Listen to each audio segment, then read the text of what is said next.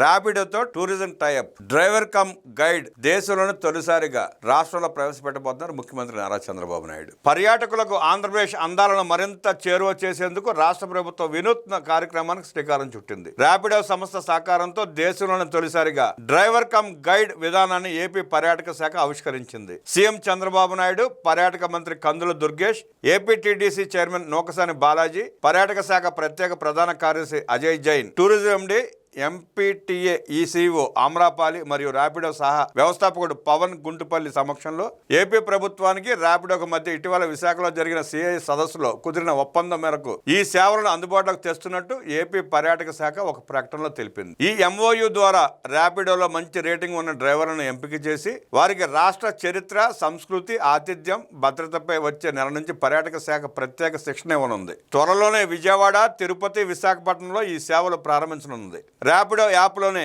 Tourist ఆటోలు, క్యాబ్లు, పర్యాటక సర్క్యూట్ల వివరాలు అందుబాటులో ఉంటాయి. విమానాశ్రయాలు, రైల్వే స్టేషన్లు, బస్టాండ్లలో పర్యాటకుల సౌకర్యార్థం ప్రత్యేక కో బ్రాండెడ్ హెల్ప్ డెస్క్లను ఏర్పాటు చేసి పర్యాటక సేవలను సులభతరం చేయనుంది. దీనివల్ల క్యాబ్, ఆటో డ్రైవర్లకు ఆదాయం కూడా పెరుగుతుంది. టెక్నాలజీ సాయంతో పబ్లిక్ ప్రైవేట్ పార్ట్నర్షిప్ విధానంలో చేపడుతున్న ఈ ప్రాజెక్ట్ పర్యాటక రవాణాలో దేశానికి ఆదర్శంగా నిలుస్తుందని పర్యాటక శాఖ అధికారులు పేర్కొన్నారు. ఈ కార్యక్రమం భారతదేశంలోని మొట్టమొదటి కార్యక్రమం కాగా ప్రపంచవ్యాప్తంగా అరుదైన కార్యక్రమాల ఒకటిగా నిలవనుందని మంత్రి కందుల దుర్గేష్ ఒక ప్రకటనలో పేర్కొన్నారు.